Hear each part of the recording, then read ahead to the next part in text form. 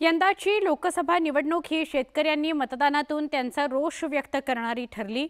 लोकसभा निकालाचं विश्लेषण करताना महाराष्ट्रातल्या 7 ते 8 मतदारसंघांमध्ये कांदा आणि शेतकऱ्यांसंदर्भात प्रश्नांमुळे महायुतीला थेट फटका बसल्याचं समोर आलं। स्वतः सत्ताधारी नेते सुद्धा कांद्याचा परिणाम झाला हे मान्य करत असल्याने आता विधानसभेची सूत्र शेती आणि शेतकऱ्यांभोवती फिरण्याची शक्यता निर्माण झालेली आहे। लोकसभा निवडणुकीत सत्ताधारी महायुतीला महाराष्ट्रात मोठा फटका बसला। प्रमुख पक्ष असलेल्या भाजपला तर दारुण पराभवाचा सामना करावा लागला। अनेक हक्काच्या मतदारसंघात महायुतीच्या उमेदवारांना पराभवाचा सामना करावा लागला। असं का घडलं? मतदारांनी महायुतीला का नाकारलं? याचं विश्लेषण करताना अनेक गोष्टी समोर येतात। यात सर्वात प्रमुख कारण हे शेतकऱ्यांची नाराजी असल्याचं समोर आलंय। त्यातही केंद्र सरकारनं कांदा निर्यात बंदी करत ऐन निवडणुकीत शेतकऱ्यांची नाराजी ओढावून घेतली।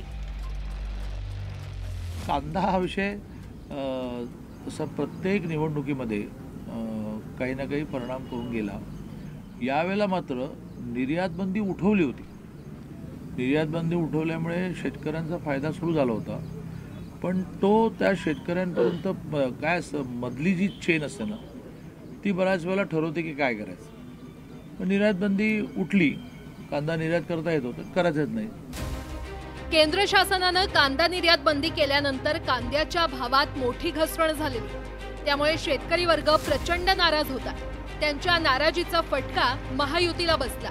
कांदा उत्पादकांनी उत्तर महाराष्ट्रासह पश्चिम महाराष्ट्रातील एकूण 7 मतदारसंघात सत्ताधारी महायुतीच्या खासदारांना नाकारल्याचं समोर आलं। 6 मतदारसंघात तर विद्यमान खासदारांना शेतकऱ्यांनी नाकारलं। कांद्याचे सर्वात मोठं गोदाम म्हणवल्या जाणाऱ्या दिंडोरी मतदारसंघात केंद्रीय मंत्री भारती पवारांना पराभवाचा सामना करावा लागला। नाशिक मतदारसंघातही शिवसेनेच्या गेल्या वर्षी खासदार असलेल्या हेमंत गोडसेंना कांदा निर्यात बंदीचा फटका बसला। अहमदनगरमध्ये हॅट्रिकच्या तयारीत असलेल्या भाजपच्या सुजय विखेंच्या मार्गात कांदा उत्पादकांमुळे खोडा पडला। शेतकरी बहुल शिर्डी मतदारसंघात शिवसेनेच्या खासदार असलेल्या सदाशिव लोखंडेंचाही कांद्यानं वांदा केला। धुळ्यात माजी केंद्रीय मंत्री असलेल्या भाजपच्या डॉक्टर सुभाष भामरेंचा विजय रथ देखील मालेगाव आणि बागलांच्या कांदा उत्पादकांनी रोखला। नंदुरबारमध्ये देखील काही प्रमाणात कांद्याचा परिणाम दिसला, ज्यामुळे हॅट्रिकच्या तयारीत असलेल्या भाजपच्या हिना गावितांना पराभूत व्हावं लागलं। तिकडे शिरूरमध्ये देखील माजी खासदार राहिलेल्या राष्ट्रवादीच्या शिवाजीराव आढळरावांना शेतकऱ्यांनी नाकारत खासदारकीपासून रोखलं। निवडणूक संपेपर्यंत सत्ताधाऱ्यांना कांदा उत्पादकांचा हा रोष कळलाच नाही, पण जेव्हा निकाल आले तोपर्यंत बराच उशीर झाला होता। आता लोकसभेच्या निकालानंतर सत्ताधारी उघडपणे कांद्यानं वांदा केल्याचं कबुली देऊ लागले। कांद्यानी तर अक्षरशः सगळ्यांना रडवलं। अक्षरशः उत्तर महाराष्ट्रामध्ये रावेर आणि जळगाव जर सोडली तर सगळ्याच्या सगळ्या जागा पडल्या, रवींद्रजी पडल्या।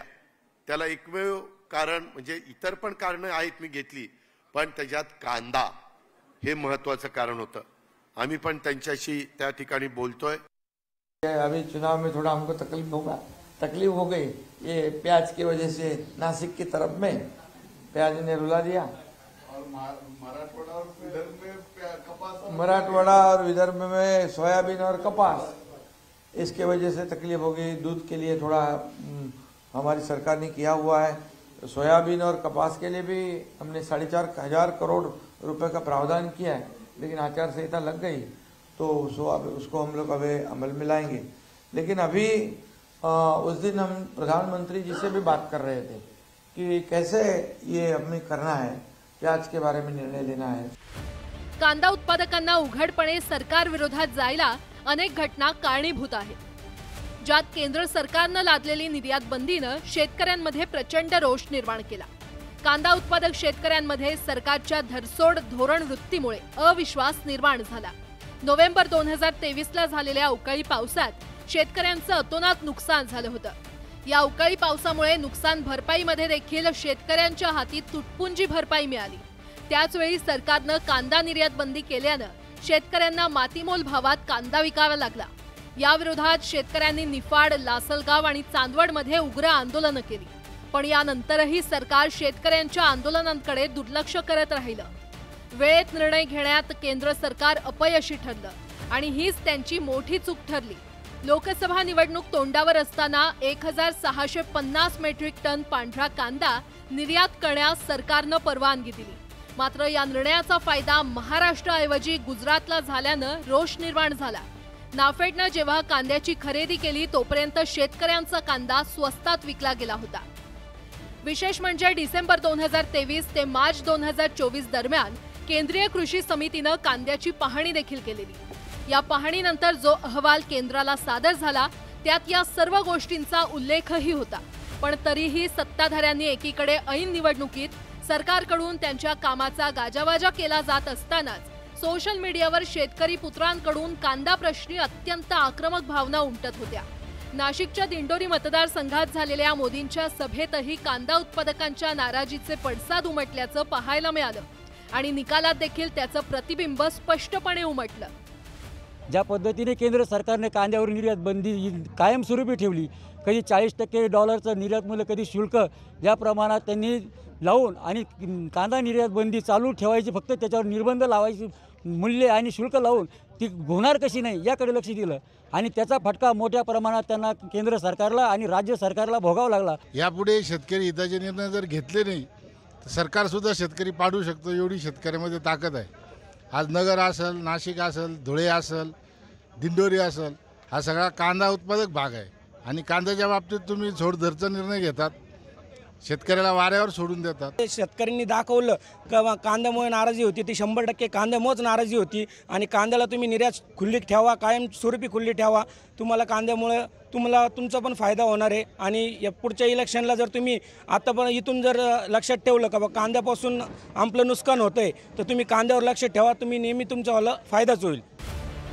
एकंदरीतच लोकसभा निवडणुकीत शेतकऱ्यांच्या रोषानं सत्ताधाऱ्यांना दणका दिल्याचं स्पष्ट झालंय.